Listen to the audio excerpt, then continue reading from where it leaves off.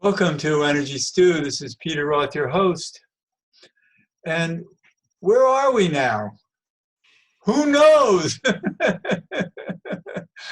Everything is in chaos, confusion. What's the future? Who knows? But maybe to help us have perspective is a man who's been on the show before. He is a very highly conscious person of our psyches and our spirits, and he has seen so much of the universe that we haven't, and so much of life here too, because he was a Christian minister for 40 years, so he worked with everybody, everybody's needs at basic levels, and also understands the higher levels that we need to understand more, I think, at this time. So I'm excited that Jim Willis is back with us. Welcome, Jim. Thank you, Peter. Good to be with you again. Good to be with you. Even during these wild, crazy, and anxious and fearful times. Right. Maybe especially during these wild, crazy, and fearful times. That's why I've asked you to be on the show again, because you have so much to say. And as we were talking about just before the show started, that we could talk for 3 hours about the subject matter for the show. And maybe at some point we will over time. Thank you. With other shows. So, but I think so many people right now are distraught. Yes. And I think it's they need to see a bigger picture, and they don't have one. All they have is confusion around them. Yes.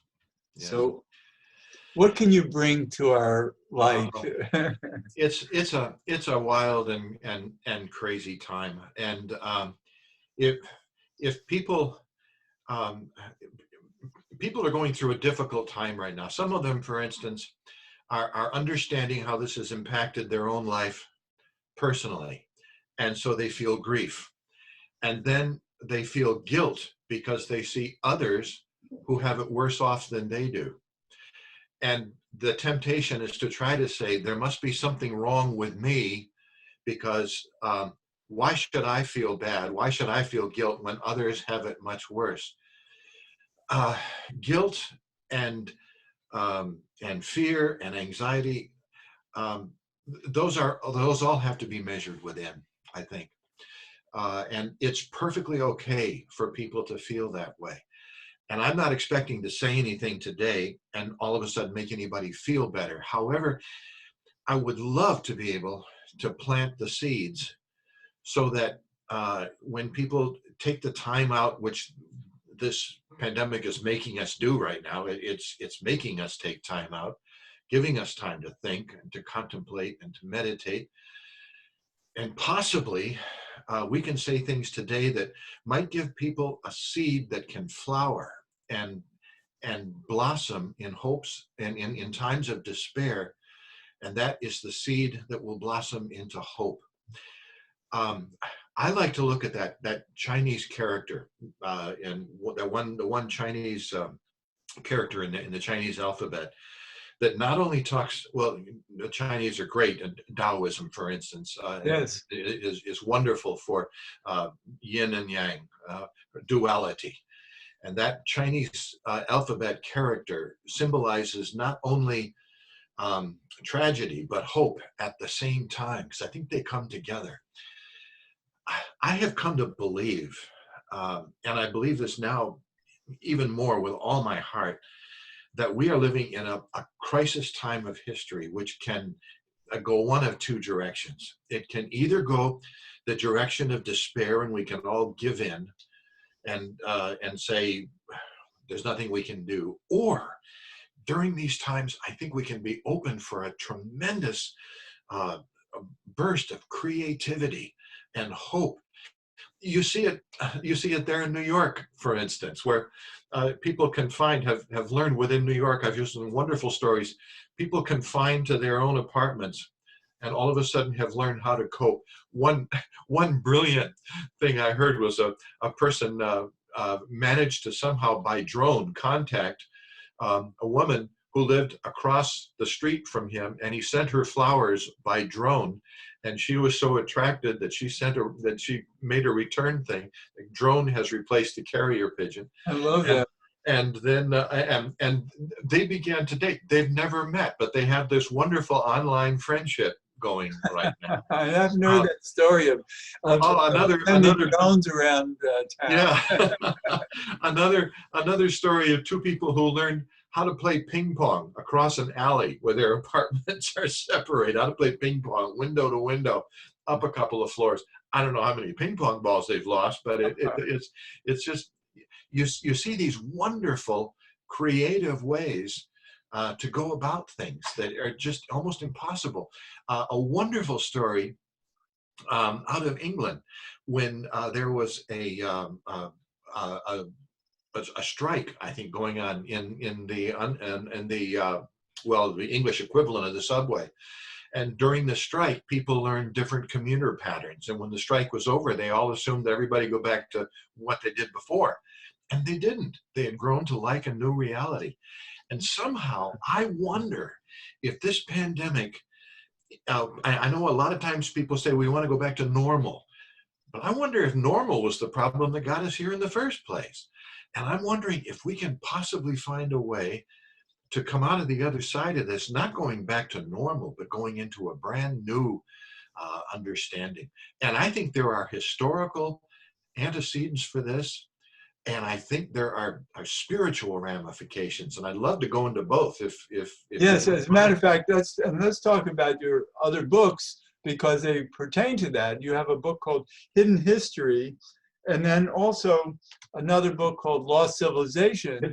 Hidden History, right out, right, and just released, yes. Right, and Lost Civilizations, and so you have so much breadth in you, because you have historical knowledge, but also you have the capacity in us to rise above our banal, mundane natures, to use our higher minds. Yeah. I think well, maybe I appreciate your kind words, I really do, but I'm going to have to say, do what I say, don't do what I do, because I'm victim to the same kind of depressions and everything else that everybody else is. But what has given me a lot of hope is my absolute certainty that we have come from that place that I call source. When I was a Christian minister, and I haven't been involved in Christianity for 10 years now, but when I was a Christian minister, I referred to it as God. I hesitate to use the word God nowadays. I'm perfectly comfortable with it myself, but when you say the word God, everybody has so much baggage attached to it, depending on how they were raised and in what religious tradition they were raised or not raised, or whether they are atheist or whether they are agnostic or believer. In all of these things, I don't like the word God, but I like the word source, because it implies we all come from the same place. And spiritually, as I understand it, as I see it, source is that place where there is perfect unity, where there is perfect oneness, as the Zen masters would say. And there in source, everything is that all those words that we love to use, like perfect love, perfect compassion, perfect grace, all of those words, they are all there in source. That's the foundation of everything. There is one thing, however, that you can't have in source, and that's the experience of individuality. In order for us to experience individuality, we have to, in effect, make what I think is a courageous decision, and I think we've all made it, to leave the source and to become an individual, where all of a sudden you begin to think in terms of I and you, I, thou.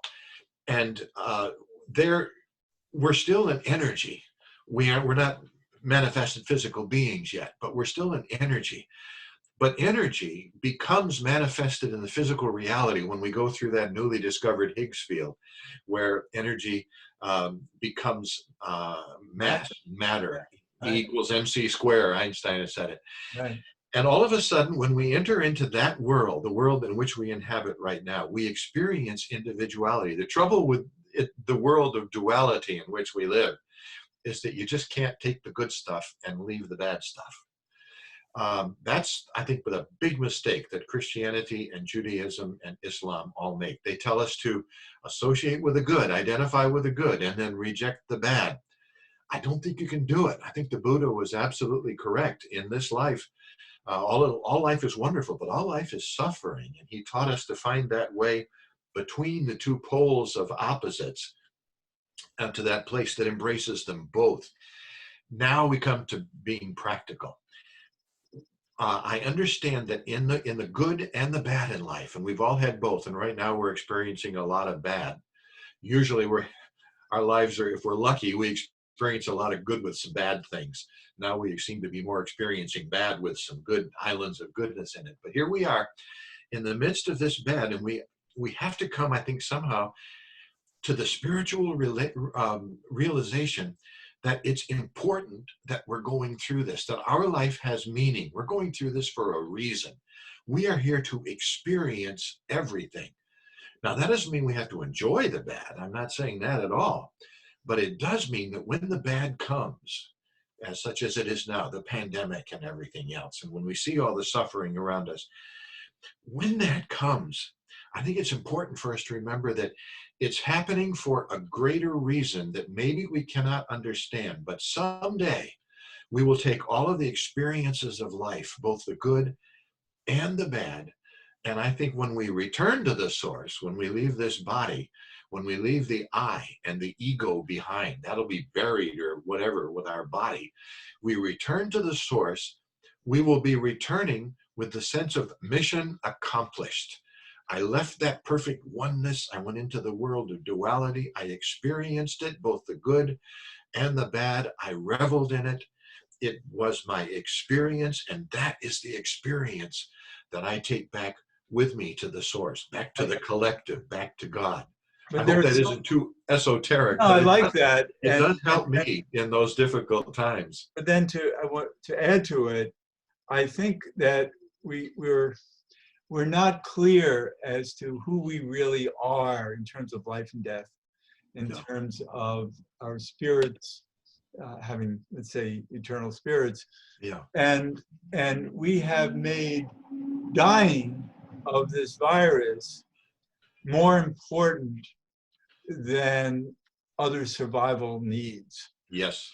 Yeah. And because of this new lifestyle, I think it might harm many more people than the virus could have if we had just been smarter about it, kept frail people out of the way and let, people who might get the virus but are going to survive it, mostly, only very small numbers would succumb to it.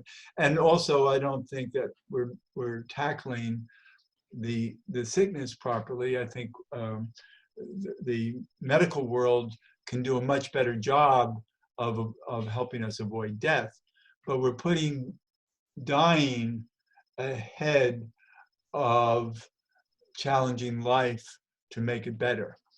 Yeah, people have gone through this before. This is not the first time this happened. I can't imagine what it would be like to, for instance, to understand what it would have been like to live in Europe during the Middle Ages when the bubonic plague was coming through. Right. And people experienced that. What came on the other side of the bubonic plague? The Renaissance, one of the most glorious times of human life. Or who was left after the plague. And that's another reason why we have to understand the nature of reality and who our souls are. And, because the animal kingdom is much more comfortable with living and dying. Yeah. There's so much more of that. Yeah, and it is frightening. We just simply can't get away from it. When the first Spanish explorers came to Florida, they met the native indigenous people in Florida who had been there for thousands upon thousands of years in Florida. They killed them all. And within a matter of decades, 95% of the indigenous population had died. Right. And this was taken, these diseases, smallpox and measles and diphtheria and all of these things that they had no natural immunity. Right, but also they were conquerors who were killing the enslaved people. Well, yeah, yeah. Columbus And, was horrendous at that. and to be honest, sometimes they even spread these diseases on purpose. Right. Can you imagine what it would have been like to be one of those in the first people in Florida, one of those Indian people in Florida, who hadn't even seen a white man, and yet somehow the disease was transferred from one tribe to another, and here they were dying in droves. They would wake up in the morning, and by the afternoon, a quarter of their village, maybe even a half of the village, would be either sick or dead. They must have looked at their gods. They must have been saying, "This is a punishment from God." And the people who died first were the elders. With them died the wisdom. The people who died second were the children.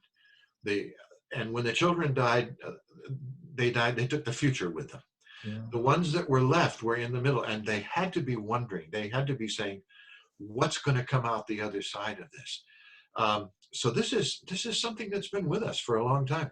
In my book, Lost Civilizations, when I'm looking back in history, going back in some cases thousands of years, I had to study times where a great and thriving civilization would suddenly, almost overnight, cease to be. Perhaps it was a comet or something like that hit the earth, or perhaps it was sickness, or perhaps it was warfare. And always in history, we look back and we say, why are the gods doing this to us? Well, I don't think necessarily that we can say this is a punishment from God, or the gods are angry at us, or that we've done something wrong. We can look at it in many ways as what we could have done differently, how we could have handled it differently, how we can think about it differently. A lot of that's all out of our hands. But what we have to do is say, how are we going to handle this personally? If we can come out the other side and say, we're not going to go back to normal, we're not going to go back to the way we were. If we can come out of it with new insights and saying, we're not going to let this happen again, then I think these people who died will not have died in vain. Classic illustration. I'm looking at pictures right now of the Los Angeles skyline before the coronavirus, when people were out in those 10, 15, 20 lane highways, and all you could see was a smudge over the city. And now, 3 months later, you look at the picture from the same place, and it's clear. I was talking to a person just yesterday who lives in Colorado, and he was saying for the first time he can see the Rocky Mountains. I don't know what the long-range solution for that is, because population is going to need industry, and we are going to drive but electric cars. We're going to have more opportunity to clean the air. But at least if it'll make us ask the questions, what can we do differently? Right. We get the idea that no matter what we do to this earth, in only 3 months, this earth has done a lot of healing to itself. I think we have to give nature a lot more credit. I just don't think we have to say these old ways, we know they were bringing about. I mean, we know that there's environmental change. We know that we're bringing about environmental disaster, but we're not doing anything about it. If enough of us individuals, no politicians involved, if a bunch of us individuals can start talking and start saying, we are going to demand that we do it differently. We don't know how yet, but if enough of us want it, someone will figure out how I can do it and make money from it. And we can start making money in funneling our income and funneling our interest into ways that might change the earth for the better. My sense is that this time has given us the opportunity to connect more with people than before, even though we're not in person. Isn't that strange?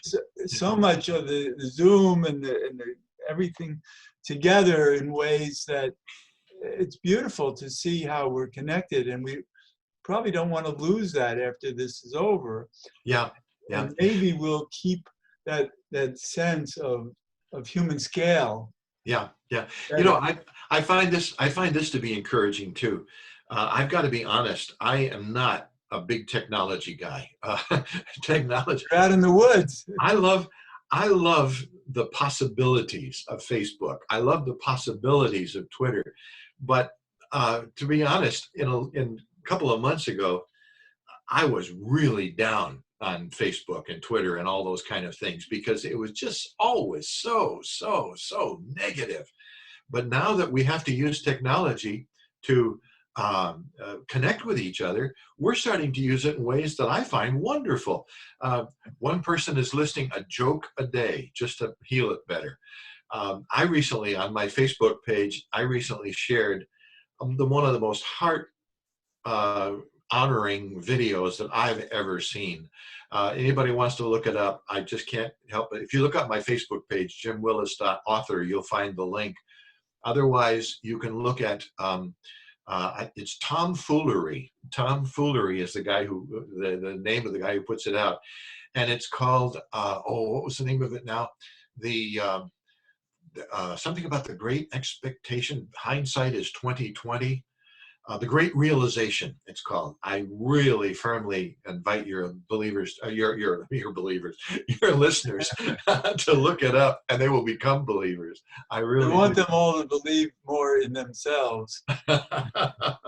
It's just a wonderful thing about looking forward to what we can be, and if this has, you know, by everybody having to shelter at home, if that's caused us to begin to use the internet with the possibilities for good and for connection and for hope, boy, that's a wonderful thing. I know there's still a lot of evil out there, a lot of people who just want to blow off steam, and everybody has an equal voice, whether they have a equal right to share what they believe or not. I know that, but boy, there's possibilities, and I guess spiritually speaking and physically speaking, when I look at the Renaissance coming on the other side of the Great Plague, when I look at the possibilities of technology being used for good coming out on the other side of this horrible pandemic that we're going through, you begin to see that you don't have to just say everything's going to be bad, but it's up to us. It has to come from us. We can't trust our leaders. We can't trust our politicians. We can't even trust our religious leaders or anything else like that. It's got to come from the human heart. I wrote a book a number of years ago called Faith, Trust, and Belief. And in that book, I said the next great change of human evolution has got to come within the human heart. We have the capacity right now to change the world in an instant. We can change it overnight if all of us just suddenly begin to start looking at our potential. Now, is it going to happen? Well, I don't know, but we can do it. It's possible. I'm It thinking hasn't of the happened word, yet. I'm thinking of the word resourcefulness rather Wonderful than word. creativity. Yes. I think creativity scares people. Am I creative enough? I don't know, but I can be resourceful. There you go. Wonderful. I'm going to remember that, Peter. Thank you. I'm going to use that. I'm going to use that. Because I And think we'll be driven to that. I really do Want to. believe that this pandemic, however it got here, however it developed, however it spread, this pandemic reminds us that um, long ago, our spiritual ancestors were in touch with resources within them that they knew they had. I'm talking now about a psychic toolkit. I think they were fully aware of powers that we have that we left a long time ago. We left them behind. Psychokinesis and all of these things, and Right. some of these, mind-altering things that went into building these great stone edifices that I looked at in lost civilizations. How did they do it? We don't know. Did they have some kind of a psychic toolkit that is atrophied in us? If so, it's still there. Or maybe We eat left meat. that, and we went. I think they were we might say they were more right-brained than us. They were more intuitive. They were Yes. more in touch. And now we moved to the left side of our brain, and Right. the left side of our brain, we became the intellectual. We went the science route. But I think, especially with the new study of new physics, of quantum theory, uh, I think that The ancient Hindu rishis, for instance, had a wonderful intuitive grasp of what we now call quantum theory and quantum connectedness and entanglement and all that kind of stuff when they were talking about everything being one. They knew this 6,000 years ago because they were using it. They're intuitive. Now comes science, and science comes in, and now we're discovering with our mathematics and with our scientific formulas and with our wonderful technology, we're understanding a whole new world called the quantum world. And here comes the intuitive world and the intellectual world of science. And I think we're merging onto the same pathway for the Yeah, first and time we in have human to with the history. right brain. Yeah. Because this is a time when even the Mayans predicted the left brain is going to destroy Yeah. us at this point of time in our history, Mm-hmm. and that we have to go into the right brain. Yeah. Yeah. Yeah. And so we're really running out of time. This is so wonderful talking with you, and so Oh, thank you, Peter. and and let's just quickly talk about books people can get. You have the Quantum Akashic Field, which is a recent book of yours, and then you have Hidden History and Lost Civilizations and other books, right? And but you also gave people a way to get to you through Facebook. Yes. Probably if anybody's interested in following these ideas in more depth, I've written, 12 books. I'm on my 13th now, which will probably come out next year. Um, and if anybody's interested in finding out whether probably the easiest way is to just go to my webpage, which is jimwillis.net. And on that page, which is maintained by my daughter because she's much more comfortable with technology than I am, on that page you can find all of the books and links how to find them and the publishers. And of course, they're all on Amazon and everything else. So also, I really have to invite your listeners as well. If there's a contact page on my website where you just say contact us, I love to hear from people. Oh, And good. if anybody has insights and anything else, please contact me through the contact page on the website. Wonderful. I'd love to hear from you. I really would. Jim Willis, it's always great to talk with you. Thanks so much for being on Energy Stew. Thank you, Peter. Always good to be with you. Anytime. Good. And this is Peter Roth, your host of Energy Stew at prn.fm. I can be reached at peter@heartriver, HEART river.org. We're launching a new website, heartriver.org, new website within a few days. And I'd love to hear from you. Thanks so much for listening.